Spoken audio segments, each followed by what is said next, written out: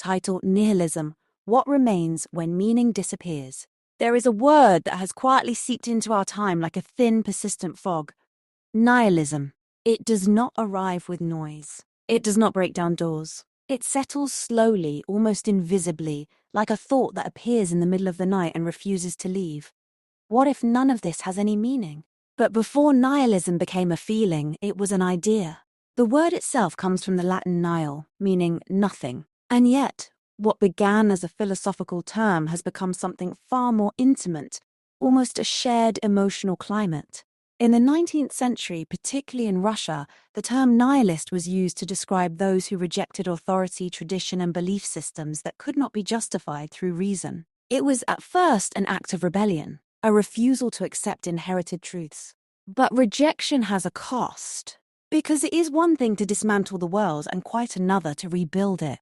It was through literature that nihilism gained flesh and tension. Characters emerged who believed in nothing, not in God, not in morality, not in social order. They stood in the ruins of meaning, armed with skepticism, but often with nothing to replace what had been lost.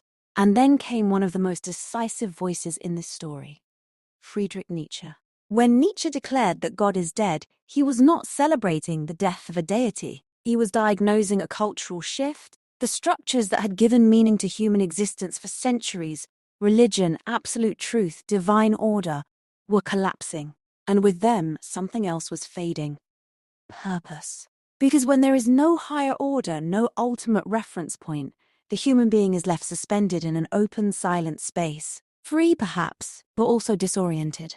This is the heart of nihilism, the sense that nothing possesses intrinsic value, that there is no final truth, no absolute good, no given direction. And yet, this condition did not arise in isolation. For centuries, human life was woven into something larger: nature, community, family, the sacred. Each gesture, each ritual, each moment existed within a broader symbolic structure that gave it meaning. But something changed. In the name of progress, we distanced ourselves from nature. In the name of reason, we questioned the sacred. In the name of individuality, we stepped away from community. And somewhere along that path, we also drifted away from ourselves. Today, we live surrounded by constant stimulation, endless information, and infinite choices. And yet, beneath all of it, there is often a quiet, persistent emptiness. We have more freedom than ever before, but less direction. More connection, but less depth. More knowledge, but less meaning. In this landscape, nihilism is no longer a distant philosophical theory. It becomes a lived experience. It appears in apathy, in the loss of motivation, in the difficulty of finding reasons to act that go beyond immediate pleasure or basic survival. But to see nihilism only as a problem is to misunderstand it. Because within that void, there is also a possibility: if nothing has an inherent meaning, then the human being is faced with a task as unsettling as it is powerful to create meaning.